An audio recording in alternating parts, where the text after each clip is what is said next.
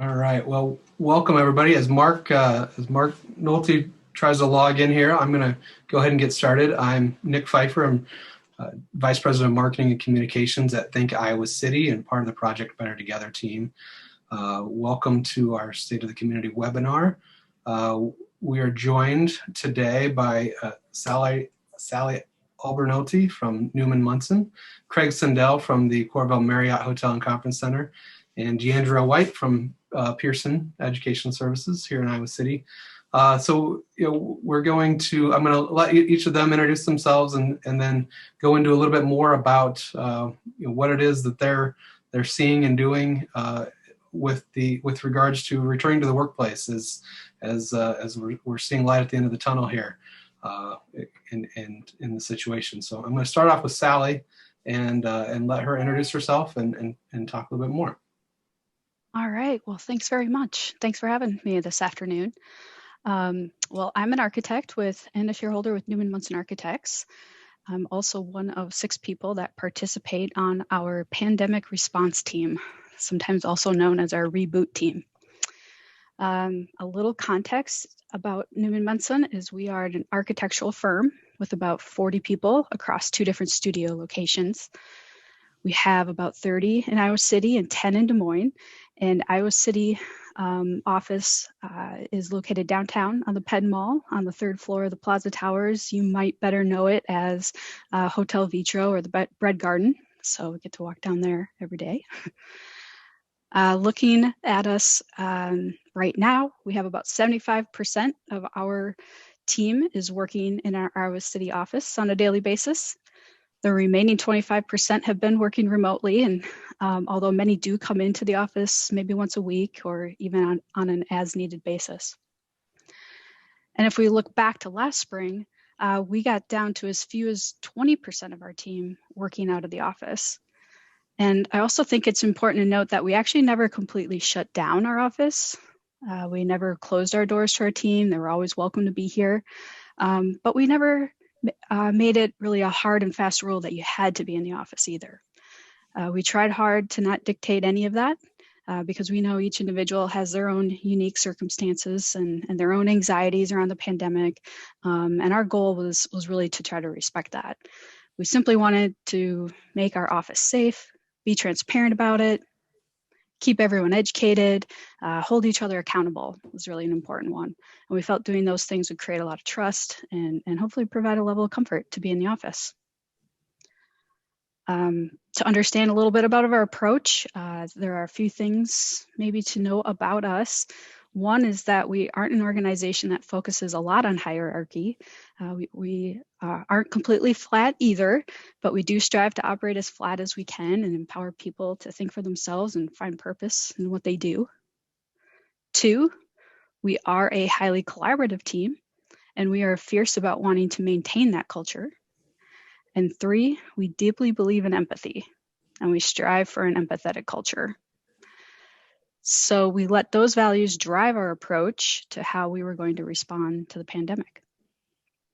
In May of 2020, our leadership team, which is made up of 5 directors, took an approach to step aside and really have our response be led by a cross-section of our greater team.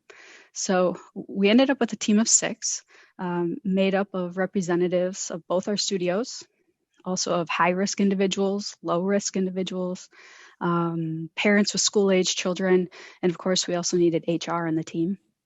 And once that team was really formed, the first thing we did was empathy map. I don't know if you're familiar with that, but we've used empathy mapping a lot, both internally and externally, and it's really an exercise that we use to identify emotional connections. More simply put, you're inserting yourself into another person's shoes to understand their goals and pain points. And we're trying to see the situation from their perspective. And we really wanted to better grasp that perspective of all our teammates. So this activity put us in a frame of mind to determine our next step, which was to conduct an all-staff survey, really. And now we sent out an all-staff survey because it was important for us to gauge where everyone was really coming from with a comfort level and also give everyone a voice in the matter. So our office is a fairly transparent group, but in this case, we definitely felt it was critical to keep a survey like this anonymous. And we also kept it very simple. We really only had 3 questions. We really just wanted to know, one, what did you need to feel safe to return to work in the office? 2, what did you need to feel safe when you were going to a job site or an off-site location for work? Because we certainly have that in our line of work. And 3, we had asked, do you have a mask? And you have to kind of remember this was back in May of last year when masks weren't quite as prevalent, and we're just kind of getting heavier on the scene. So the responses we got to our survey really encompassed a full spectrum. It really went from a whole range of, I don't need anything, I really feel safe here already, all the way to the opposite end that said, hey, you know what? I'm not going to feel safe until there's a vaccine. And this was last May. So at that point, we were obviously a long ways away from that vaccine yet. So we took all of that, kind of synthesized all that information along with other resources and that we had been reading up on, and created a book outlining a phase 1 of protocols, and with the hope that this would bring a lot more people back. And gradually it really did over the course of last summer. And then at the end of the summer in August, we implemented a phase 2 that actually encouraged our team to return to the office. It still wasn't mandatory, but a majority of people did return, and it has actually stayed fairly consistent ever since then. So I guess as we look ahead a little bit on our next steps, we're currently in discussions about lifting some of our protocols. Just this week, we announced at our monthly office meeting that we're going to take kind of a baby step and open up to clients again, because we hadn't been officially open to clients for the past year. We're not necessarily encouraging it, but we're just simply saying that if you need to do it, the clients are very welcome to be here. And as long as they're still complying really with all of our protocols that we have set in the office. We are also tracking progress on vaccinations. This is of course very voluntary, and it's only shared with HR. But if people are willing to share, we hope to use all that information to inform our next steps. We certainly don't require vaccinations, but we have made an effort to educate, discuss openly about it, and we seem to really have a lot of momentum on that front right now. As of this past Monday, 35% of our team is at least partially, if not fully vaccinated. And I know that we have at least 10% more of our team getting their first doses this week. So there's a lot of traction happening there. And I guess that's really where we're at. So it hasn't always been perfect, but overall, I think everyone on our team has been doing a great job being both adaptable and respectful. And I know someday we're all looking forward to celebrating together again. Excellent. Thank you, Sally.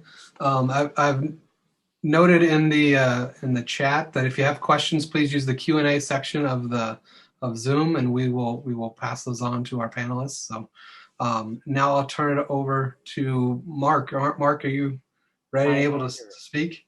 I am here. Hopefully you can hear me. I apologize, everyone. I got my vaccine today, and I set up my appointment in Iowa Falls, Iowa, and drove as fast as I could to get back here, and did not drive fast enough.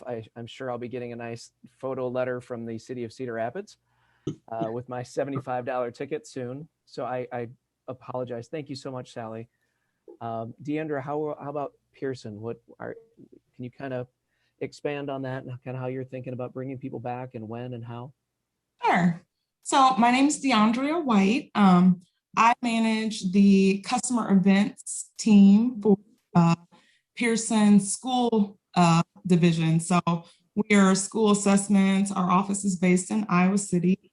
And since we deal with, state departments of ed and all the schools and assessment tests, we've had a interesting year. So in March, when all of this kind of broke loose, we were sent home the week before the Iowa City School District's spring break. So we kind of went home when all the kids had their last day of school. It was our last day in the office, and we have not returned. And this is globally. Pearson shut down all of their offices. So Pearson is a global company. Like I said, we're school. So one of our major offices for the school assessment business is in Iowa City. We have an office in Austin, but offices did close globally. And we haven't received a definite date on return. We have access to offices, but for the most part, everyone works from home.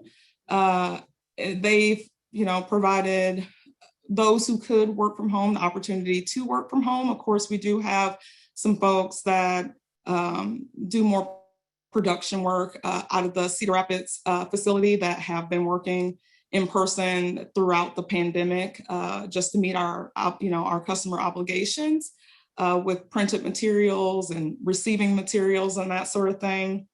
Our facilities department has been great with, determining different policies and procedures to socially distance those folks. And also in our office, the Iowa City office, it seats about 1,200 people. It can seat up to 1,200 people. So when you think about that, that's a lot of people in one place. So I think they were pretty sure we needed to close the office just because we sit in cubicles. They're low cubicles. I mean, you have someone, directly in front of you and rows and rows as far as you can see. So what they did is they went in and pretty much cut the desk down to half. So they didn't remove the desk, but they put caution tape over, every other desk pretty much. And it's funny, I don't think they had really a rhyme or reason what desk they put caution tape on. So I've been in a few times to check the mail for my department and do different things. And I just so happened to have caution tape on my desk. So I had to remove that, but most of the time there's only maybe 10 to 20 people in the entire building. So it hasn't been an issue. And they've just, allowed us to take the things that we need, our computer desks or monitors and that sort of thing. We just kind of check things out, and they've really, helped us with creating workspace at home. Reimbursing internet expenses is a newer thing that they're starting to do.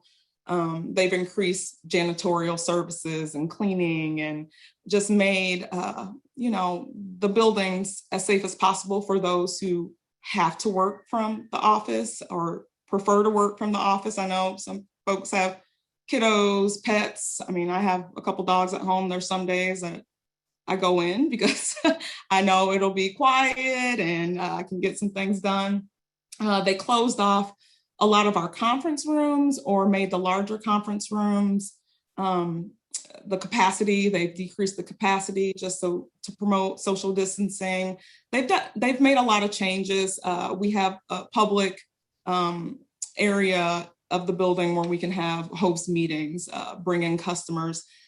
Those were not allowed to use and bring folks in from the public. And those are just a few of the changes that were made in our actual facilities. They have also implemented a pulse survey. So quarterly, we send out a survey to engage, employees and just determine what's working, what's not working, the needs that folks are having at home, mental health, physical health, materials, what's needed as far as desk chairs or internet. And they've really done a good job with that. I know towards the end of the year, this past year, they determined that because of the results, a lot of people were experiencing burnout, being home, being a teacher and a parent and an employee. There are a lot of people struggling just with, the fears that came along with COVID. And so they actually shut down offices globally for a week to give folks some time off and just to kind of, rejuvenate. And it was right at the end of the year. So it was nice to be able to spend time with family over the holidays if you could. And some folks weren't able to take those days off because of, work obligations. So they were able to roll those 5 days over into this year, which was really great for a lot of people. So you can take the time when you could. And so they've done a really good job with just staying connected, although we are all working from home, staying connected and assessing the needs of our employees, as managers, staying connected to your team, whether that's through Zoom, and just determining, those folks that are burnout or need some additional assistance. And they've done a really good job with that, I must say. And just making sure that we're supporting all of our employees through, unprecedented time that, everybody we didn't know what was up, what was down, especially with our work, working with schools and all of the schools, not being in person. Every state, every contract we had canceled testing last year. So that was a big, fear of what's next. Will we have jobs? Will we have work? We didn't lay off anybody. We didn't furlough anyone. So that was, I think a big weight off of a lot of people's shoulders during this time. So Pearson has done a really good job with providing resources, and just staying connected with their employees. We don't have a date set to come back into the office. I think it'll be slow. I think it'll be a phased in approach where you bring, people in slowly, allow those that want to work from home to continue to work from home. We definitely learned some things over this last year. A lot of our positions can be done from home. We were efficient, so I think the opportunity, there's a bigger opportunity to continue to do that if you prefer. They are, a soft date. It hasn't been confirmed, just August or later to start that phase and approach to come back to the office.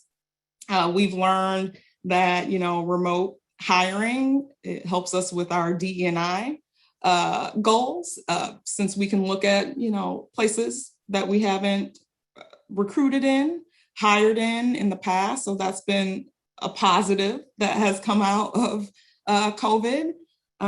So I guess that's a little bit about what Pearson's doing and our, not so firm plans of return. Yeah. We are having those discussions. We have a travel ban in place, but those things are being currently worked as we speak. And those, I think, will be softened a little bit, some of our policies around travel. I mentioned that I manage our customer events team. So we do all of our customer facing events. And I can say we are moving towards face-to-face, finally.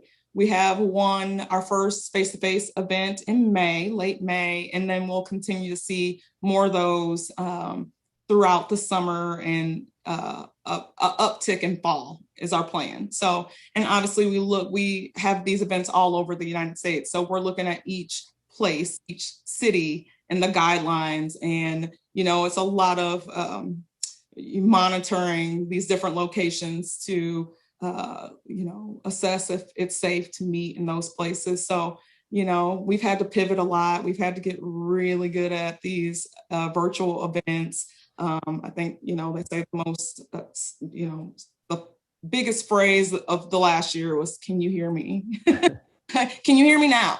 So, we're ready to be face-to-face. We're, Zoom is great. It was a great thing that we had that technology to be able to continue to do our events, but we're definitely ready to get back to our face-to-face meetings. So that's about my department and what's going on there. So, yeah.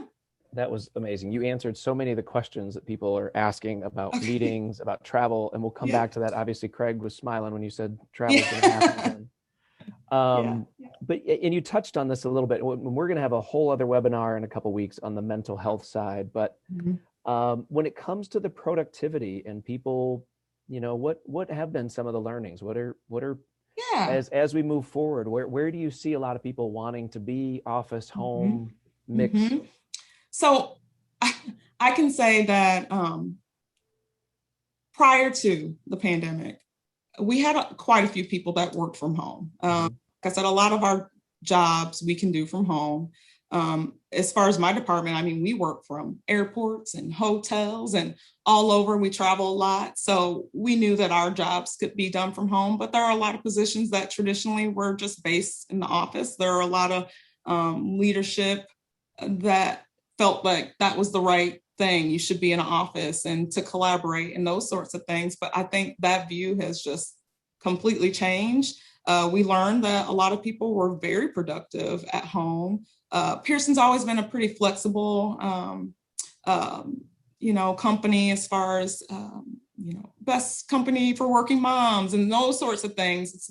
It's always been that way, but I think even more so, they figured out it doesn't have to be a 9 to 5. You have work to do, you get it done. Some of our clients are on East Coast, West Coast. So I've had to open meetings up at 5:30 in the morning. So, being able to give employees the flexibility and to be accountable for their work, and you get your work done, and we won't tell you need to log on at 9 o'clock in the morning and log off at 5. So we've learned those sorts of things, that people can be efficient. And like I said, Pearson has some very big DE&I goals over the last year that have come about. And I think it's really opened our eyes that this allows us to meet those goals, because we can recruit in places that we typically haven't, hire people in different places that we typically haven't because they're remote employees. I think that there are some people I know, even on my team, I have some planners that are like, I cannot wait to get out of my house. I cannot wait to get away from my kids, cannot wait to start traveling. But you also have some folks that love working from home and they'll continue.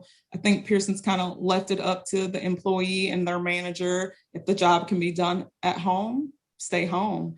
I think there's, some cost savings in that too, for the employee and the employer. So I think that's one thing that is looked at. I think we'll have a mix of folks that will choose to stay home. For me personally, I think I do travel quite a bit. There's going to be some times I've been gone days or a week and I'll work from home. There will be times that I'll want to go in and collaborate or have a team meeting and, I'll go into the office. So it's nice to have that flexibility, have access. We have a great building in Iowa City. We just kind of redesigned everything years. So it's really nice. And we have nice meeting space and all those sorts of things. So I think it is, at least we do have a nice facility to go to when we do want to go in, but I think it definitely will be, pretty flexible and allow each employee to decide what works for them. Thank you. Yeah. Sally, when it comes to meetings and travel, you touched on that a little bit, but kind of what are you guys thinking? Yeah, everything has gone virtual for the most part, and having to, this past year and having to adapt to that, and facilitate, day-long workshops and things like that, right? Deandrea's shaking her head, yes. And relearning how to do that. And to be honest, I think we've made that shift really smoothly and successfully. It was probably surprising to a lot of people how smoothly that went.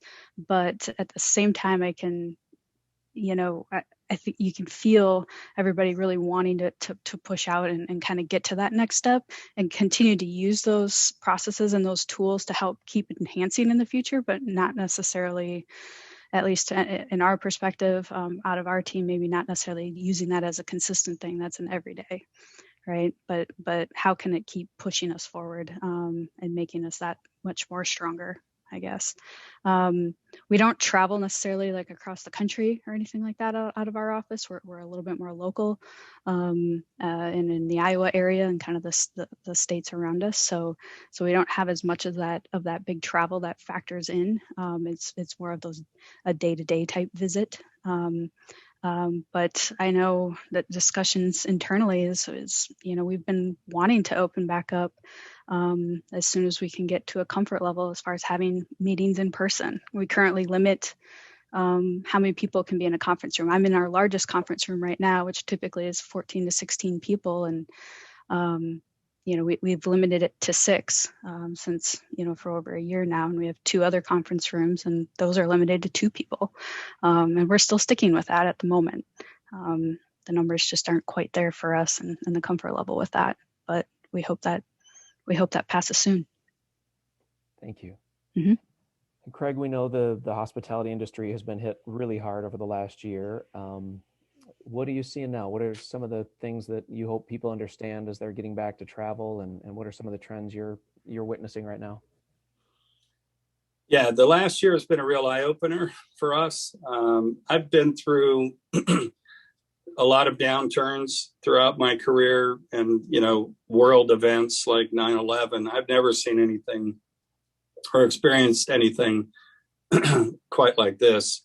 Even Ebola, which was a pretty short-lasting pandemic that they thought was going to take over the United States, fizzled out really quickly, and thank goodness that it did. It's been interesting. I've just made some notes on some of the learnings, and it's about bringing people back to work, or a lot of companies furloughed or severed employees, and we had a mix of both here. We probably went from a staff of 220 down to 8 in the first month or so of this.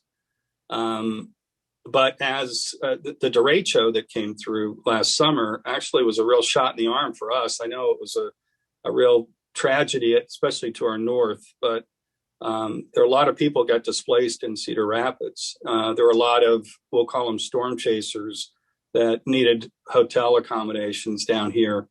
So that was a real shot in the arm, and it gave us a little bit of a preview of what it was going to be like to get back into business. And so a few observations. One, and I'll just go down my list. Don't assume your furloughed workers are still unemployed. Mm-hmm. And if you haven't been in contact with them, it probably isn't too late to start, but you really ought to be in touch with those that used to work within your organization. 2, make sure you know how long it takes to hire somebody in your organization. Every company's got different practices. Some involve drug testing, some involve multiple interviews. Of course, we're doing a lot of Zoom interviewing now. We've all gotten a lot better at that, but understand really how long it takes to get somebody through the process, because as you see your business starting to come back, you've got to allow yourself enough ramp up time to get these employees back, get them trained, take them through the orientation, and make sure they've got a skill set so that they don't disappoint those first guests. I think hiring incentives like a sign-on bonus, these are things we wouldn't have considered a year ago. I think those things are on the table now. I think it's really employers are going to have to get very smart about attracting people back, because as much as everyone out there might think, there's a lot of there's this big labor pool that's just waiting, and all we have to do is dial. They're not there, I can assure you. So make sure that you've got some finance policies in place to attract the talent that you're looking for. I'd also say don't neglect the people that have stuck with you. So here we've had our ebbs and flows in occupancy and events. And I can tell you, we've had some long days and long stretches with some of the conventions and business or back-to-back business that we've had here. And if you're offering incentives to people that you're going to invite back now, make sure that you're doing something other than thinking that the overtime pay that your associates got was good enough, because I think they deserve a lot for what they've been through, and for obviously the loyalty of sticking with you. If you have sister companies, as we do, Marriott's a big company. I borrowed labor where we couldn't where it didn't seem feasible that we were going to have a long enough stretch or sustained occupancies or business level, we borrowed talent from Chicago, from Minnesota, from Des Moines. We obviously will pay them, to get here. We'll get them here and put them up and take very good care of them while they're here. But it keeps them close to the company and employed, and it gets you've got qualified, trained people that are going to deliver that kind of branded service that your company's noted for. So sometimes you have to think out of the box. And I lived in Dallas for a long time, and we probably had 40 hotels in that market. And so anytime we were opening a new hotel or we were just short staffed, we could pick up the phone, call one of our peers, and you could have talent there that afternoon. We have got to reach out to other states here for the most part, but it's a way to, they may not be busy in Chicago. And we know Chicago, they had some really strict COVID requirements there. So many of our hotels, well, a few are still closed, actually. The other thing we've done here is cross-training. And I know a lot of companies talk about that, but when we were really slow, it seemed like the people staying with us, the first responders, or as we got toward the derecho, people wanted to get up and they wanted to get their coffee and get out. All of our desk agents now are certified baristas, Starbucks.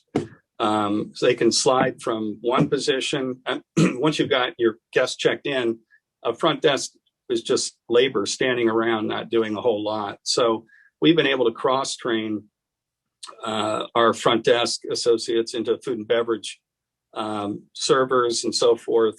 They pick up some extra money, they learn another skill, and they actually have a lot of fun going from one area to the next. But I think cross-training is really critical. And then if you haven't implemented any of the ideas that I've already talked about, you might just get the checkbook out right now, because I think you're going to end up really paying a lot more for talent. And the talent you may be getting is going to be someone else. It's going to be the not so good talent, because the good talent's already back in the workforce, right? So those are my suggestions on getting back to business. But we're fortunate. We ran 40% occupancy in March of this year.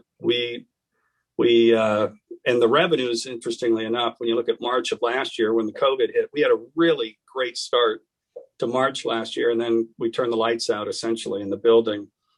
But our gross operating profit flow from year to year was about 800%, because we did a little bit more revenue this March in 2021 than we did in 20, but we did it with about 70% less people. So we flowed. Profitability was amazing, but my staff, we're all a little bit burned out. So we're trying to get kind of caught up. It was nice to have an Easter break. Our next big push will be June. And this is why, as we're preparing for June, believe me, we're working on the hiring now. We're working on the cross-training now, because we're going to be really busy in all aspects of the property. Thank you. A couple questions for people that haven't left their home much over the last year. What do you want them to know about just kind of what they can expect when they come into your property and start traveling again? What are the precautions that you see staying in place? And I will tell you here, wear a mask. It's interesting. We've had some groups. We actually had a group in here from Texas a few months ago. They felt like their civil liberties were being violated by requiring them to wear a mask.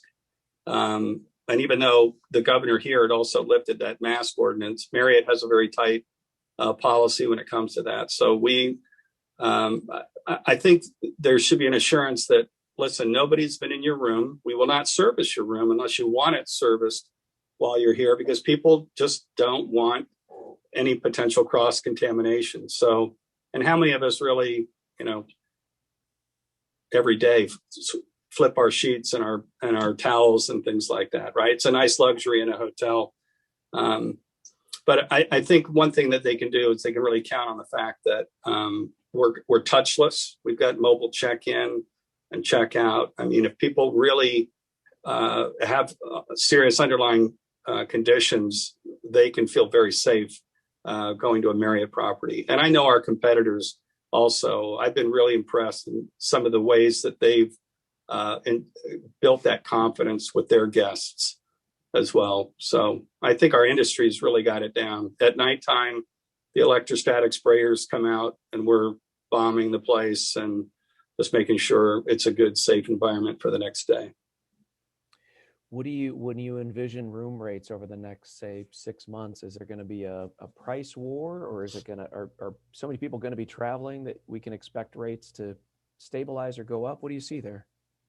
If you're going to a resort, you're going to pay an awful lot more than you normally probably would. There's so much demand at our resorts now. People have been pent up for so long. I had some of our good guests here wanted to cash their points in at Marco Island in Florida, right? And during the middle of winter, normally they'd have no trouble getting in there. But I think in talking with the GM there, 85% of their guests that weekend, they were sold out. 85% were cashing in their points, redeeming points to get away.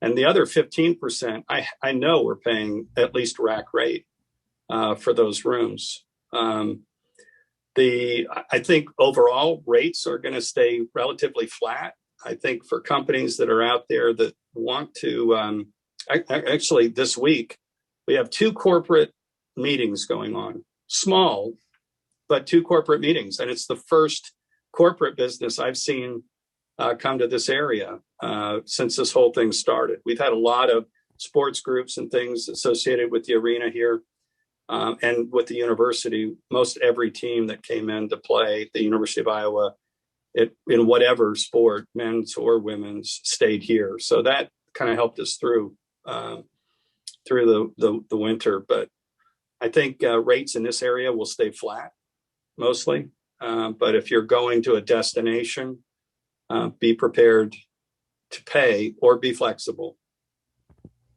But for a business traveler standpoint, as companies are trying to figure out their travel budgets, you envision it being pretty status quo price-wise for a while? I think so. Yeah. I think travel is going to be a little bit of a reward now. Yeah. I think people really want to get out. So I think that does energize teams to finally be able to get together again. So I don't expect them to be trying to, beat hotels down, to get some low ball rate. I think they're just happy to be out. And again, every industry is trying to support every other industry and help grow them back. Thank you. And you made some great points too. About I know a lot of organizations, a lot of businesses just, got through this year. It was a one day after another, and it's going to be easy to just move on and not recognize those people that were there that showed up through the worst of times. And I love the idea that Pearson had. You gave some mental health space, just some free time off for people. One of the questions that's come in, a lot of concern about how do you maintain team culture, and how do you, as we move ahead in this kind of remote hybrid model, what are the concerns there, and what do you think your organizations will do to continue having that innovation and allowing those interactions that we all depend on in an organization? Sure, I'll start. So I can't say enough about Pearson. They've just done an amazing job over the last year.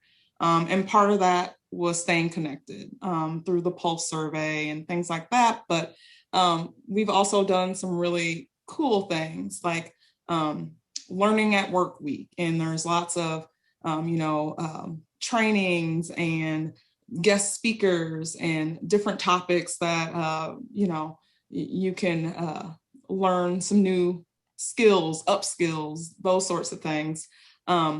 Our new CEO, Andy Bird, he came from Disney. He's a pretty cool guy, and he's done like these lunch hour DJ sessions where he DJs. I mean, he's playing like Who Runs the World, Girls, like Beyonce stuff. It's really cool. And people just can tune in, and they're from all over the world. Thousands of people that are just tuning in, and he's on Zoom DJing for an hour, and it's pretty cool. So I think that as a manager, we've had the directive to stay connected, do, Zoom happy hours, whatever we can do to connect with our teams or across teams. So I think that most companies are going to have to get creative. And I think that Pearson's done a really good job with that, where we can't be face to face. We've at least done some fun things to keep people, focused and connected with one another. So it's been a great experience overall, in spite of, what we were living through. So I think that they've really done the best that they can to keep people connected and motivated and feeling like they're supported. I think that was a huge part of it, just knowing that, your manager supports you if you need some time off, if you have kiddos at home and you need to take an hour here to get kids connected on their Zoom calls and that sort of thing, that there wasn't the pressure that maybe we've put on employees in the past. I think we kind of learned some things over this that, there's different ways to go about doing things and still get a really good outcome. So, yeah. Thank you. Sally, how about you guys? How do you maintain company culture in this strange land? Yeah, it's a good question. For us, we've actually have a lot of people working in the office together. So it's been a little bit different in that regards. It's just that our interactions are different. They're masked up, or, it's not doing exactly the same way that we would have before. We're not all gathered in the conference rooms together. So a lot of times, even when we are here in the office, we're still on Zoom meetings together from each of our desks, right? So that's a little bit different, but everyone's a little bit more accessible still when we're together here. Before the pandemic, we've always been really big on lunch and learns. So whether for outside vendors coming in, but also for internal initiatives, and we really continued that forward. So we use those lunch period times to still connect, still keep pushing, all those initiatives forward that we have in our office. We also have an ideation session Thursday, we call it. I mean, we're a design firm. That's what we do, right? And we just have a standing kind of 4:00, 4:30 every Thursday, a standing time period that someone can bring something to the table.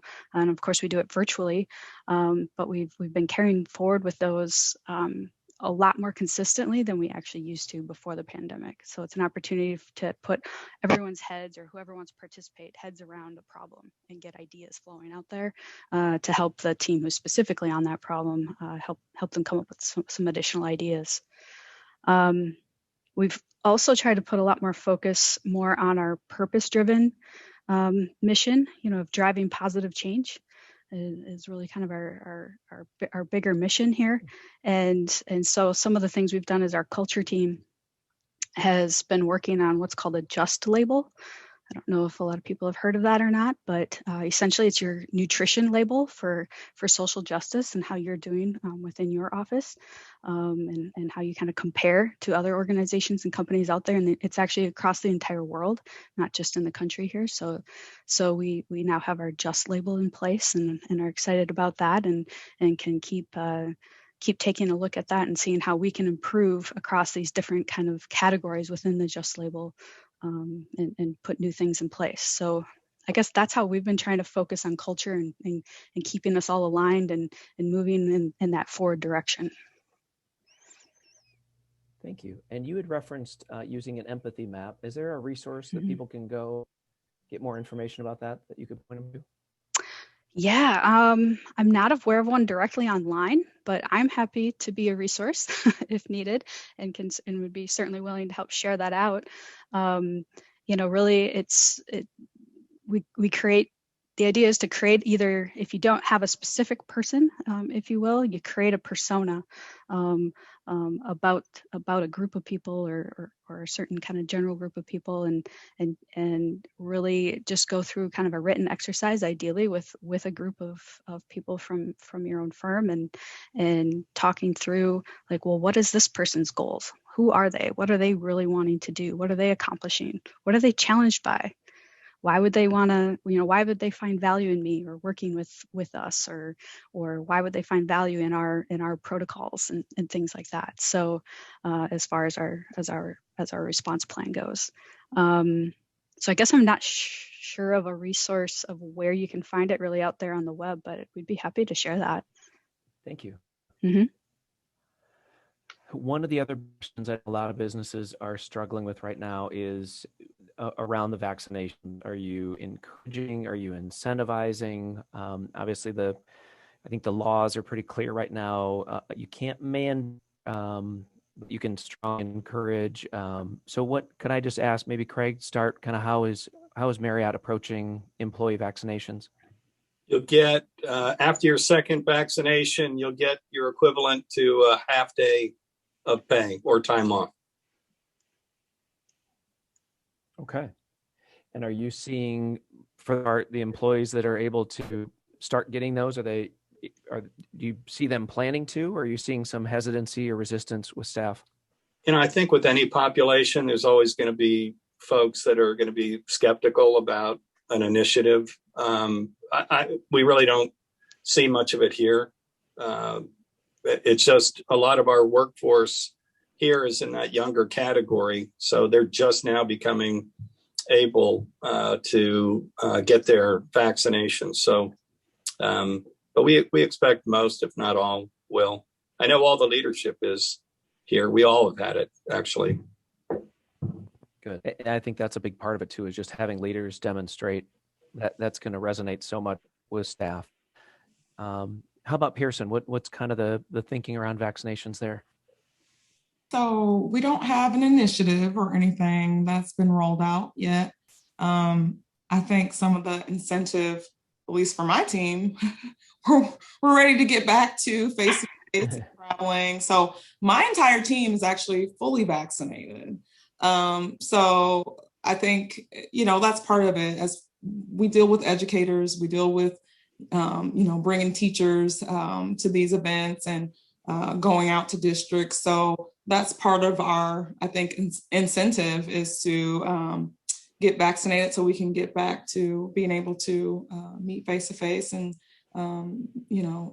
be at these schools and districts and getting back to our job. So that's part of it. I'm not sure if Pearson will do a broader, initiative or communication regarding that, but we haven't received anything from leadership quite yet. So we've heard of some employers offering, an hour of pay for people to go get the shot, and then some flexibility if they're not feeling well after. How about Newman Monson? Are you encouraging everyone to get their vaccines? Yeah, we're definitely talking about it a lot. The conversation is going really strong right now, to be honest. We're not, it's certainly not a requirement by any means, but we're simply just trying to have the conversation out there, educate people. People, when they see an opening, like at a pharmacy or whatever with spots open, they send an email blast out and say, hey, there's some opening right now, grab your spot. We've just been really trying to encourage in that way. We don't have like an official incentive plan in place, but really just our discussions, probably really as of about 3 weeks ago, really started taking off, and in a matter of like 2 weeks or so, we've increased a lot as far as who's been able to get appointments and just jump on it. I mean, I think once people really realized a lot more that it's like, hey, you just got to kind of be accountable for yourself and go out and find it. they were like, oh, okay, and they just did it. They were able to do it, and just were kind of waiting otherwise probably for someone to come knock on their door and let them know it was time, right? But if you advocate for yourself, it's out there. You can find it. Absolutely. And we're going to have to help advocate for our neighbors and friends and employees along the way to get through all this. So we're almost done here, but I kind of on that personal note, I'd love to ask each of you, what is something or a few things you're looking most forward to kind of get, what's something you've missed that you're looking forward to that has been kind of your motivation through this whole thing? So Craig, I'll start with you. What's something you're looking forward to? I was hoping you would have gone with the other two before me. That's a tough one. We're innkeepers. So, we're used to putting on parties and events, and, there's a lot that goes on behind the scenes, and there's a lot of complexity, a lot of moving parts and planning. And I think just getting that kind of normal again, where people you don't have to be quite so close and guarded as we've had to be. Because, here, one other thing about some of our guests here, because of COVID, they're having a medical procedure, and the hospital's requiring them to come in a day early to get tested for COVID so that they don't come in with COVID. And so, I really, my heart goes out to those people because, they are so guarded. They're and they need to be because they're vulnerable. So I really look forward to the day when people can let the guard down. Yeah. And we're past this. Sally, how about you? What's something you're looking forward to when the world reopens? I really like how Craig put that is just really simply not having to be so guarded and be able to let that down and think about, do I have my mask before I leave today? Before I leave the house, do I have, all those little things, like when I get up from my desk, because the way we work is, you can be mask free at your desk, but at the moment you leave there, the mask is on, right? Not having to do some of those little things like that, and just literally have interactions without having to pre-think about it all and pre-plan to such a degree that we've been having to. I think that'll go a long way and be very relieving for everybody. Deandrea? Travel. Yeah. And meetings, events. Like I said, my team, we typically travel quite a bit. Up to 50% of our time we're, traveling. So, I've taken some little trips to Chicago just for the weekend, but it's pretty shut down there. So you're kind of, walking downtown and it's pretty dead. And it's kind of sad to see some of these cities that way. So I look forward to traveling and kind of seeing some of these big cities back to normal, or whatever the new normal is, close to normal. I'm actually taking my first trip on a plane next month for my birthday. I'm going to Miami, so I'm looking forward to that. But it'll be, actually, it's interesting. My last trip over a year ago was February of 2020, and I went to Miami. So I'm going back to where it all ended, and I'm really looking forward to that trip. So yeah. Good.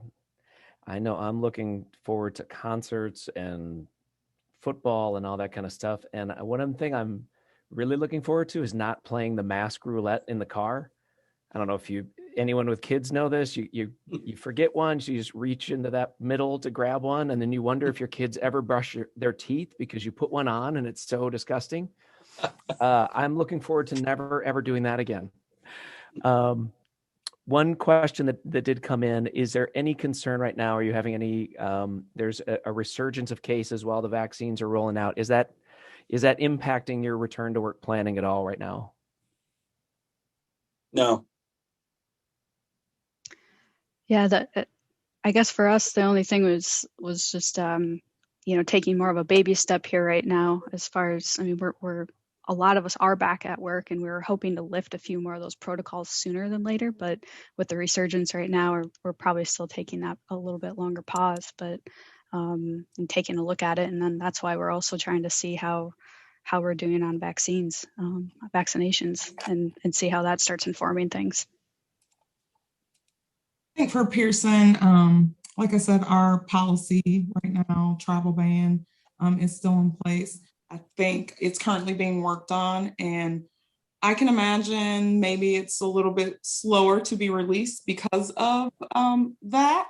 I think we were kind of expecting an update at the end of March, and that hasn't officially come out yet. So I imagine that it may, there may be some reasons to kind of watch for a couple more weeks and see what's going to happen before they're going to list some of the things that are in place right now. So, yeah.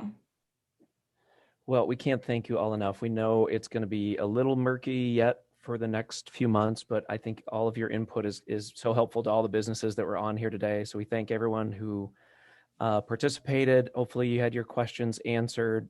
Thank you again to our panel, and my sincerest apologies again for being late. It was a good reason. Yes. The next webinar will focus all on the mental health side of the return to work. We've got some great speakers lined up for that. That will be April 21st, Wednesday, April 21st, same time, 2 p.m. So hopefully people can join that. Continue to ask people just to support local business as best they can. They've had a rough year, and so any dollars we can keep in our local community are so critical right now.